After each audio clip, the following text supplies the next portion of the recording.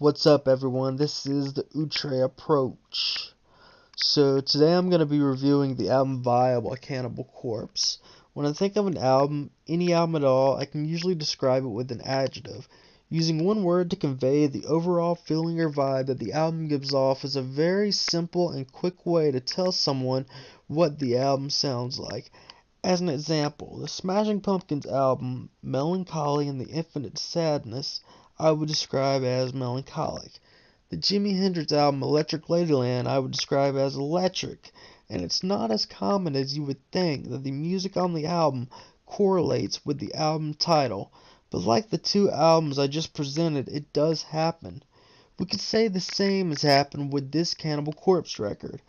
I would describe it as grimy and dirty if I didn't read the title, but vile is like an advertisement for the music within.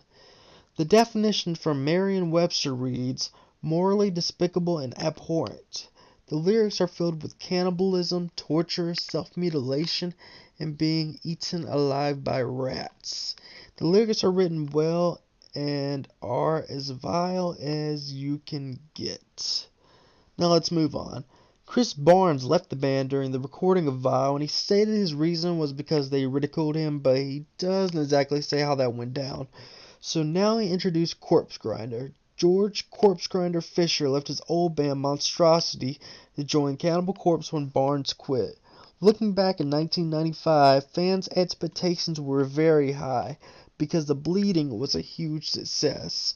After Chris Barnes left, fans were reluctant to accept a new vocalist, just because of how essential his voice was to Cannibal Corpse.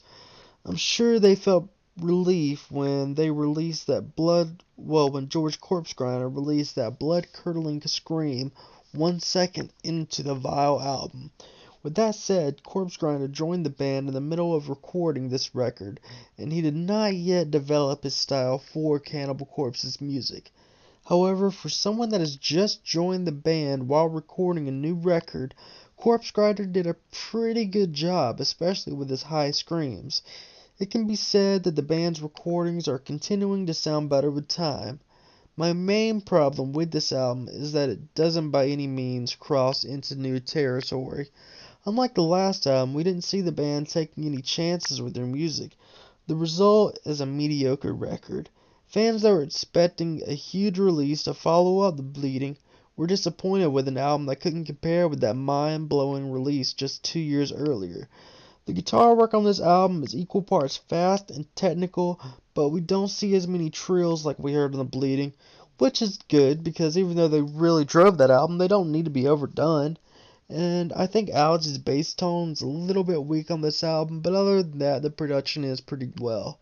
The songs that stand out on this album are Perverse Suffering, Disfigured, Absolute Hatred, and Eaten from Inside.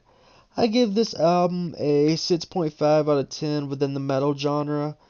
And, it's not super great, it's not super terrible, but I really think they could have tried to step it up a little bit more. But, the album they just released was The Bleeding, which was, probably my favorite Cannibal Corpse record. And I think a lot of other people have the same feeling. So, let me know what you think in the comment section below. Thanks for listening. This is the Outre Approach, and I hope you tune in for the next album review.